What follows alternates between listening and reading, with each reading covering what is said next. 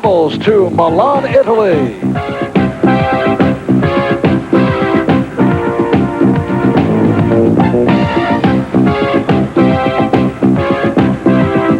Located in northern Italy, this the industrial and fashion center of Italy, bordered by the Italian Alps, and it is early evening in Milan on what has been a beautiful 85-degree day. We are outdoors in the courtyard of the Sforza Castle, one of the landmarks of Milan, built in 1386. It is now a social and political center, the site of art shows, the opera, concerts, and today, boxing. Hi, everybody. Marv Albert along with the fight doctor, Ferdy Pacheco. And coming up later on Sports World, Rocky Lockridge, the WBA junior lightweight champion, in a non-title bout against Julio Llerena out of Colombia, South America. Now, you may ask the question, why is the champion Lockridge fighting in a non-title affair some 4,000 miles away from his home? And the answer? The answer is he obviously needs to work because he's got Eusebio Pedrosa in his future, and you got to keep sharp when you got that gentleman waiting for you. So Lockridge and Llerena coming up later here on Sports World, but right now, back in 1982, Lockridge taking Hernandez in round 3. There was a disappointing second title fight loss to Eusebio Pedrosa in April of last year, but Rocky bounced back against Chino Cruz with a first-round knockout. And last September, Lockridge stepped up from featherweight to junior lightweight and won by decision over Cornelius Boza Edwards after being knocked down in the first round. This a major step back, leading to another title shot, this time against Roger Mayweather last February in Beaumont, Texas. Mayweather coming very close with those hard punches, but not landing. They are not landing. Oh, right hand by Lockridge, and Mayweather is down. The champion Mayweather is down in this opening round. He's not getting up. He's not getting up. We've got a new champion. 91 seconds, that was it, all over. The stunner by Lockridge to win the championship, followed up by Rocky's first title defense this past June. Here it is, Anchorage, Alaska. And it was Tajin Moon stopped by Lockridge in round 11, bringing us to today in Milan. And earlier, Ferdy talked with the champion. Rocky had a spectacular championship fight when you defeated Mayweather in one round. A tough title contender fight. And now you come to Italy. It's sunny, it's bright. You're waiting for your first blissful addition to the family. Twins, I think it'll be in October or November. Do you tend to take a fight like this easily? I mean, does it sound like an easy fight to you? No, not at all, Ferdy. For the simple fact that boxing in general is so grueling, and the training is so much more grueling than boxing itself. That's where all the hard part be, in the preparing and the preparation for a fight. I'd never take any fight lightly. I take this fight as though I'm defending my title.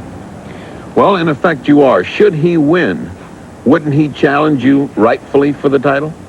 Most definitely, Freddie. I would think, without a doubt, if he is capable, quite naturally he is, if it ever turned out to him beating me, I would give him an opportunity for fighting for my title. In that case, knowing you're a tough, aggressive fighter, how do you fight a guy that's ranked in the top 10 that you haven't really seen fight before? Well, Freddie, for the simple fact that I've seen tapes of his most recent fight against Mario Miranda, he's a very consistent fighter. He's coming at you. He's more or less a counterpuncher, and these are the type of fighters that I must work even harder. For his punching power, he does it primarily with combinations, quick hands, and as you will see, holds those hands up high. He moved into the WBA top 10 by virtue of an upset victory over Carlos Pinango that last April, plus a 10-round draw against Mario Miranda. Julio Llerena, and earlier he talked with Ferdy.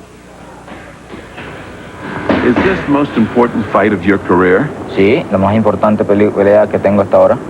Yes, this is the most important fight up to this moment. Have you prepared differently for this fight? Sí, la preparación ha sido muy diferente ya que estamos entrenando con... Yes, I've trained very intensely and differently and have used Chino Govin, one of the leading trainers of the country who has championship experience. Should you win the 10-round fight with Rocky Lockridge, would you then demand the championship fight with Rocky Lockridge? Tengo fe en que voy a ganar, pues, para que me den una oportunidad. He has great faith that he's going to win, and that's exactly what he wants to do, fight for the championship of the world with Rocky Lockridge. Have you ever seen Rocky Lockridge fight, and how do you plan to fight him? Sí, lo he visto pelear. Yes, I've seen him fight before. I've studied his films. I know he's strong, I know he's tough, and he's an aggressor. I plan to take the fight as it comes and to win. Llerena and Lockridge are just ahead right now. Bou-Ali looking down the road and figures to be a future opponent of the WBA junior lightweight champion Rocky Lockridge.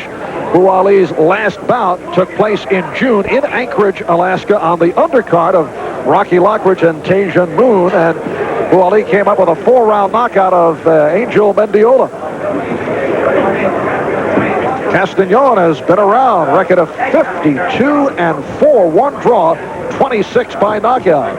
And two great 1.5 great title defenses for a long time. He held the great Salvador Sanchez at bay, and then he lost a quick title fight to Danny Indian Red Lopez when Indian Red Lopez was destroying everybody in that division. He's had a big record, but right here he looks like he has trouble right off the bat with the very fast hands of Bou-Ali. Ali's speed and reflexes seem very sharp, jittery almost.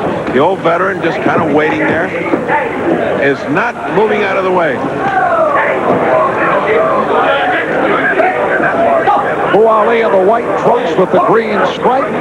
Castenon in the green with the yellow stripe. Castenon at 5'6", weighted at 134.5, so a 1-inch height advantage over Bou-Ali, who tipped the scales at 132.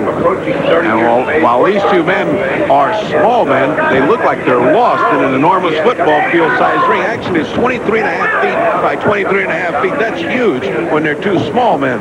Right now, neither one of them taking advantage of the size. Is standing right in front of each other with, as you can see, the speed of Bou-Ali showing almost immediately in this first round. Bou-Ali is very quick. He is a boxer. He can punch, but he does rely on speed of punch, while Castenon, a walk-in slugger, but has been tagged in the past. He's got a big right hand. He's looking to land at right hand, but the other guy's getting off first. Bou-Ali's getting off first. He's just making Castenon look like he's fighting in slow motion. Castenon not putting power in his punches, so he's not discouraging this young kid. The young kid right there. Look at that quick little body attack. And coming up on a half-minute left in this first round, scheduled for 10. Bou-Ali setting up the right hand with that left jab.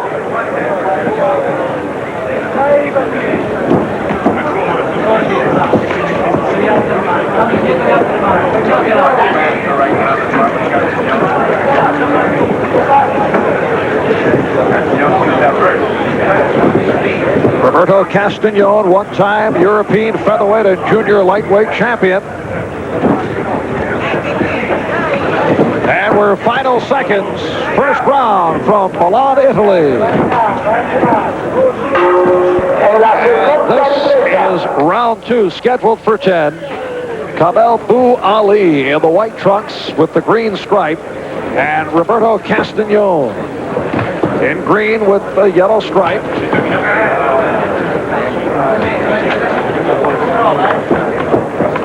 Bou-Ali very quick, going up against a man who stands in, but a pretty fair target for Bou-Ali. The older man, Robert Castenon, with his vast experience, doesn't seem to have learned anything about blocking punches. He's getting hit for cut shots by the very fast and great reflexes of Bou-Ali. Bou-Ali landing repeatedly with the left hook. First round was all Bou-Ali, won the round handily. Castenon looks like he's just waiting to land that hard right hand. He does have a big right hand. He certainly has the experience, and he knows how to just hang in there and wait for the other man to get tired. Right now, Bou-Ali fighting with the nervous energy, reflexes very sharp, hopping away and winning the first round handily.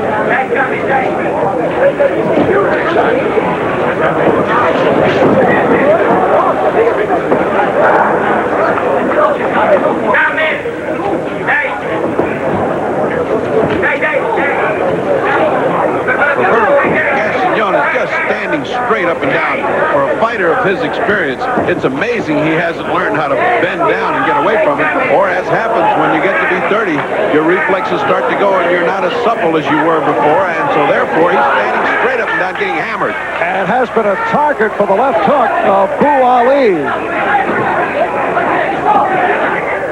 Either one of these men looking for a title shot. But Rocky Lockridge, I hesitate to think what Rocky Lockridge would do to stand up target like Robert Castenon. Under a minute left. This is round 2, scheduled for 10. And Bou-Ali on target throughout the second round.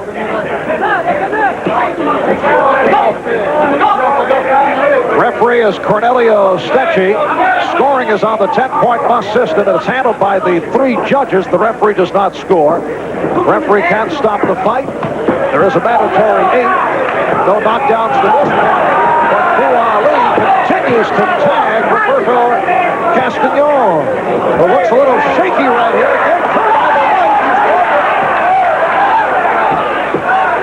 Coming up on 15 seconds left. Second round. Castenon is hurt. There goes the standing 8 count, which is in effect here. Bou-Ali thinks he's won. All right, the round continues. Final seconds. So that's the end of round 2 and a big one for Kamel Bou-Ali. And they call the fight. It's all over. The referee, Cornelio Stecchi, says that's it. He has stopped the fight. Well, Castenon was getting in bad shape. There were a few seconds left. I don't think the referee knew how much time was left, but it's immaterial. If he thinks the guy's in trouble, and Robert Castenon was definitely in trouble, he stopped the fight, probably correctly so. Probably the end of the road for an old veteran like Roberto Castenon, who has nowhere to go from here but down. So Cornelio Stecchi, the referee, calling it at the bell. So Kamel Bou-Ali stopping Roberto Castenon. It's a TKO round 2, and Bou-Ali now with a record of 16-1-1, 13 by knockout. He's ranked number 6 by the WBA and feels that he is headed in the direction of a title shot. And here's a look from the other angle as Bou-Ali applies the finishing touches to Roberto Castenon. The standing 8. And this led to the final flurry thrown by Bou-Ali. Now watch the perfect punch that Ali throws. That's it right there. That's enough to convince the referee no more. Roberto Castenon has seen the end of this fight and maybe his career. The celebration by Kamel Bou-Ali, making it a record of 16-1-1, 13 by knockout. And through the surrounding area of the Sforza Castle, Rocky Lockridge and Julio Llerena making their way to the ring. Here is Llerena, a 23-year-old out of Colombia, South America, and now Rocky Lockridge. 25 years old from Tacoma, Washington, now living in Maple Shade, New Jersey, accompanied by manager Lou Duva. And he is on his way to the ring. Rocky Lockridge, record of 34-3, 28 by knockout, getting set to go on a non-title bout. Rocky Lockridge, the WBA junior lightweight champion, stepping into the ring. We'll be back with the fight in just a moment. For Rocky Lockridge and Julio Llerena. The referee, Emilio Luvi. Referee does not score the fight. Scoring handled by the 3 judges. Scoring on the 10-point must system. Referee can't stop the bout. There is a mandatory 8. The 3 knockdown rule is in effect. 3 knockdowns in 1 round, and it's all over. The bell cannot save the fighter except in the final round. So we're underway in round 1. 23-year-old Julio Llerena in the red with white stripe. Record of 15-3-1, 8 by knockout. That record supplied by the promoter. And as we mentioned earlier, Llerena moved into the WBA's top 10 among featherweights after upsetting Carlos Pinango last April, winning a 10-round decision. And he also fought a 10-round draw with fellow countryman Mario Miranda. Many thought he won that fight with Miranda, and of course, his last victory gave him his rating. However, you have to wonder how you get a high rating in the top 10 when you only got a 15-3-1 record, but that's the way it is these days in the world of boxing. That is a ranking by the WBA. Rocky Lockridge, who won the title last February in Beaumont, Texas, with that stunning first-round knockout of Roger Mayweather. Rocky going to the body with a pretty combination.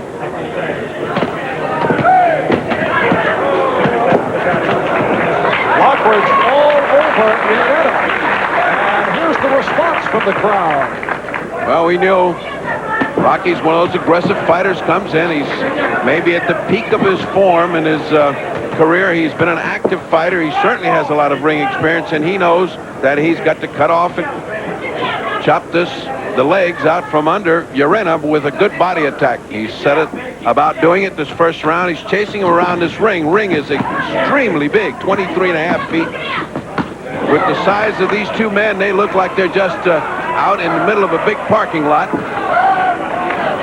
Rocky could do his road work in this ring while the fight is still going. Well, if the fights last a long time, it will be road work because Llerena looks like he's going to be moving the entire fight. He's good at counterpunching, trying to get himself away from Rocky right now and not having good luck. Good uppercut by Lockridge. He has been hammering Llerena in this opening round. And less than 30 seconds remaining in the first round. Rocky Lockridge weighted at 131. This is an over-the-weight non-title bout. With a stipulation in the contract that should Llerena upset Rocky Lockridge, the next title fight would be with Rocky Lockridge. And that's the end of the first round. Marv Albert, Ferdy Pacheco from Milan, Italy. We are located outdoors in the courtyard of the Sforza Castle, one of the landmarks of Milan, built back in 1386. And we're watching Rocky Lockridge in a non-title bout going up against Julio Llerena out of Colombia, South America. Good opening round for Lockridge. Excellent round for Lockridge. With the size of this ring, Lockridge stated he wanted to come right after him, cut the ring off, jab, and counter to the body any time that Llerena got close. Now, Llerena's move is to try to get away from Rocky Lockridge, which he has not been able to do. In the corner between rounds, Chino Govin, who's had a few champions of his own and worked with many of Gil Clancy's fighters, told him you have to show more movement, side-to-side movement. You cannot stand in front of Rocky Lockridge. So far, he has not followed that instruction. Was indicating that he was hit low by Llerena. No compassion, though, from the referee, Emilio Luthi. And the referee, Emilio Luthi, looks like he's come out of a Victorian novel. He's got big mutton chops.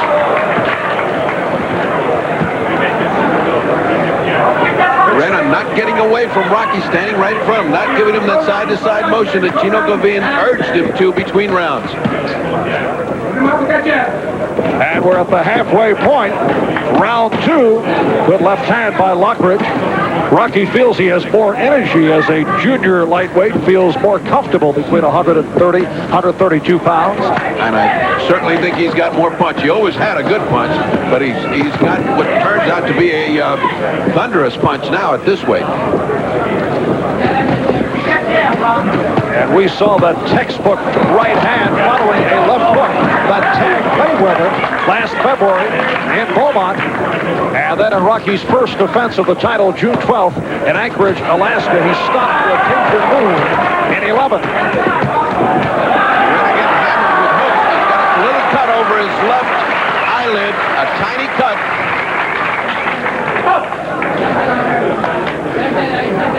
Watch the elbow, says the referee, Luthi.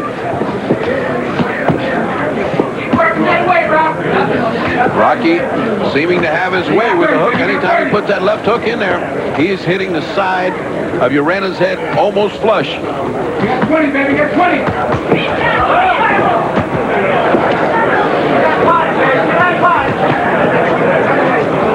And that cut does not look good. It has worsened as this round has progressed. With final seconds, round 2. And we'll be back here in Milan, Italy, right after these words.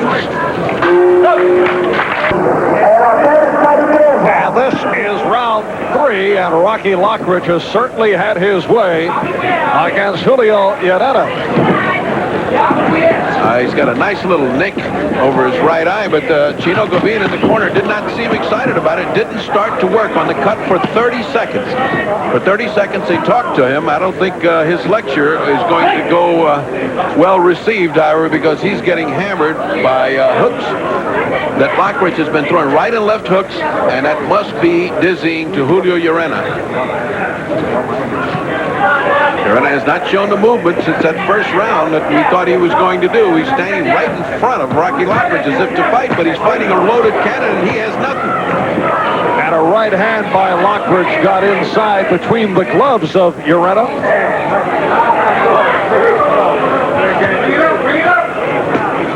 Now, once again, we see the inexperience of a kid that's 15-3-1 ranked, top 10, but he hasn't got the experience to get out of a corner with Rocky Lockridge, and he hasn't got the experience to move away from those hooks. Now, he must know he's getting hammered, and he has to get out of there. Well, there's the right hook by Lockridge. Now they have a standing 8 count in this fight, and moments such as that will net him a standing 8 count where he starts to get hammered and doesn't come back with anything. Rocky having his way. Halfway through, this is round 3. It's been all Lockridge. Julio Llerena turned pro back in May of 1979, opening up with a 4th round knockout. Went on to become the junior featherweight champion of Colombia, South America. But you have to wonder about his credentials, as you pointed out earlier, ranked already number 8 by the WBA, yet this is only his 20th pro fight, and he's 15-3-1. How many of those could have been 10-round fights? Showed a good move a few moments ago, one of those Pedroza type slip and move to the side, but then he stands right in front of Lockridge. Certainly he should know more than to show some movement to a man that can punch with the strength of Rocky Lockridge. And Lockridge continuing in his workmanlike style, likes to fight inside, and has been able to do whatever he has wanted against Llerena. Llerena doesn't seem to have a clue as far as balance and keeping his feet in proper perspective. Most of the time, they just parallel where a good punch will put him on the seat of the pants. Crowd's starting to like a little bit of exchange as Llerena gets a little brave here. Crowd responding to the effort as they stand in the center of the ring. And bang, final seconds, round 3. Llerena is tagged by Lockridge. And this is round 4. Referee Emilio Luvi taking a close look now at Julio Llerena.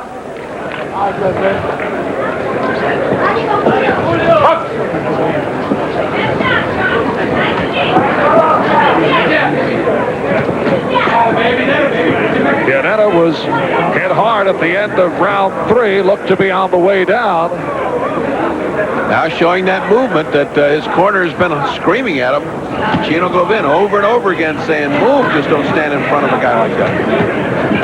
You have to like the philosophy of Lockridge, though. It can be likened to the old-time fighters who fought hard and often taking non-title bouts along the way to keep sharp. And Rocky feels he can keep learning even while he's champion rather than take the long rest periods between fights.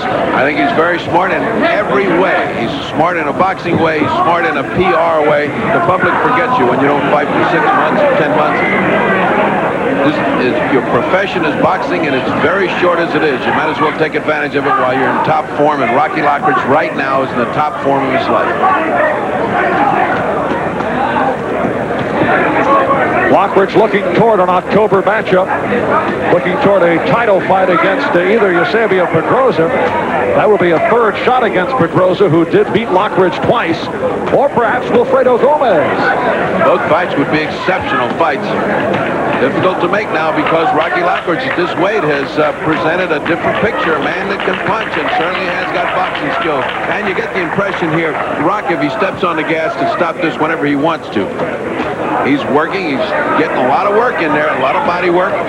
Under and over, he's doing everything he wants with hooks. And notice they have not moved and have not utilized this enormous ring. His two bouts against Pedroza were both sizzling. Lockridge losing close, tough decisions both times. The first one, a highly disputed split decision. Well, there was a lot of screaming after that one, and I thought it was justified because I thought Rocky had won that one. And his other loss, knocked out in a second round surprise by Juan Laporte back in August of '81. Caught cold, as he was by Boza Edwards, dropped right at the beginning, but came back fighting against Boza and won a good decision. Llerena trying to fight back, but he hasn't got much strength and pepper in those blows. Closing in on the end of round 4.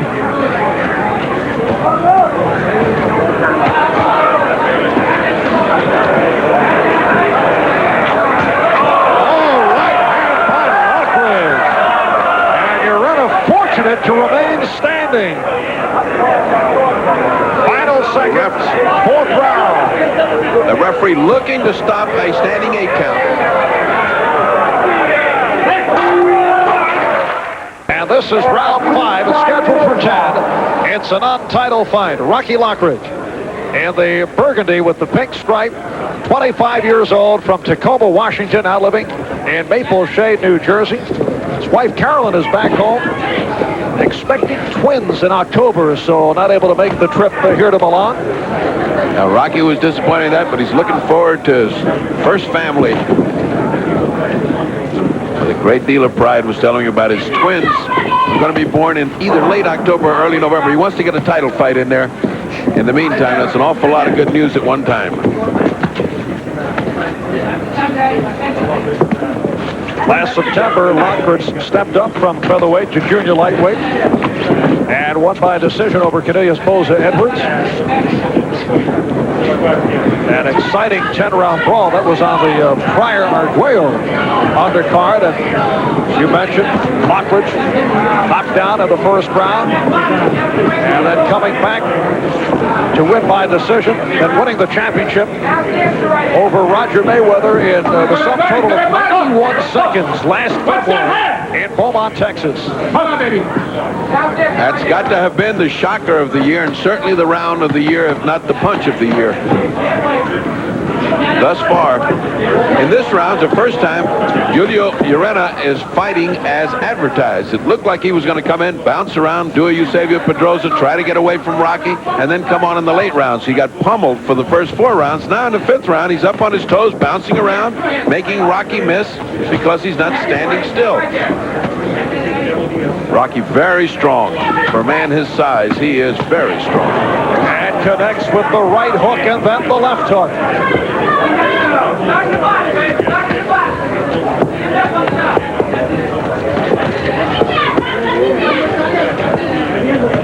Oh, the mouthpiece of Llerena goes flying.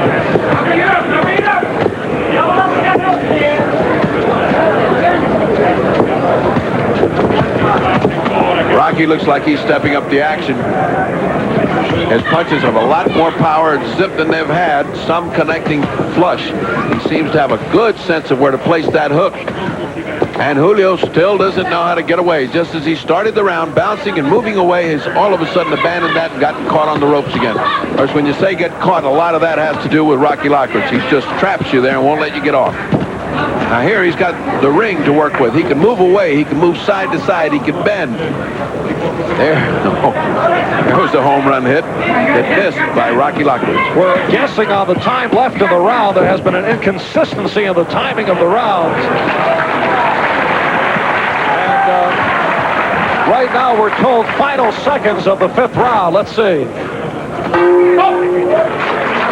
This is round 6 with the fight doctor, Ferdy Pacheco, Marv Albert from Milan, Italy.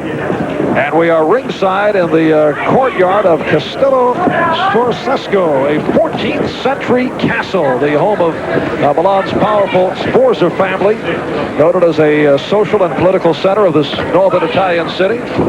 Ferdy, did you know that Leonardo da Vinci once worked as an engineer in the design of a staircase here? I walked up and down that staircase, and it's amazingly like everybody else's. I lost my respect for the man.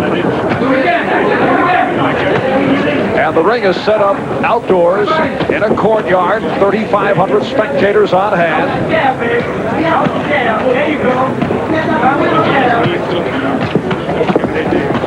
No knockdowns to this point. Julio Llerena in trouble in the earlier rounds, looks to be fresher. In fact, that's the case the last two, but it's been all Rocky Lockridge. There was a cut over the eye of Julio Llerena in the second round. It has not opened up again, has not been a factor. Llerena does look a little bit better than he did in the opening rounds, where he just seemed to be paralyzed. And, of course, a lot of that had to do with the way Rocky Lockridge pins him to the ropes. There was a good example just then. Just when he tries to move away, Rocky just pulls him right back into the ropes. And Lockridge told by the referee, Emilio Luvi, keep your punches up. We've seen a lot of these guys come out of South America. Oh, what a shot by Rocky Lockridge, a right hand. Rocky putting a lot of steam on those punches. We've started to say we've seen a lot of these guys come out of South America. They're so resilient. They just fight. It looks like they're going to fall apart, and then there they are, 7, 8, 9, 10, and they're still fighting. He is getting hit with some very hard shots by Rocky Lockridge. Rocky's got his mouthpiece half out of his mouth. I hope that doesn't mean he's getting tired, because this is still right in the middle of this fight. Under a minute left. Round 6. Lockridge with pinpoint blows in the 6th round, connecting with the combination. Now the left and the right. And this Julio Llerena has nothing on his punches. Rocky looks like he can step back and finish this with one well-aimed hook. Oh, the hook's getting in. Right, left. And Llerena just standing and taking a beating. Referee looking at him carefully. Remember, this is a place where you can get a standing 8 count. And we're coming to the end of round 6. The mouthpiece goes flying, and Llerena is down. Final seconds of the round. The bell, remember, cannot save the fighter except in the final round. It's all over. Rocky Lockridge stopping Julio Llerena at the end of round 6.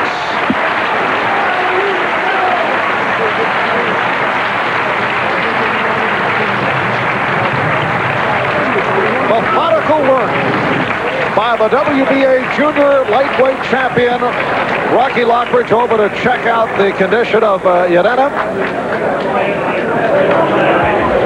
Rocky Lockridge extending the record to 35 wins, 35-3, now 29 by knockout, and a good workout in this huge ring here in Milan.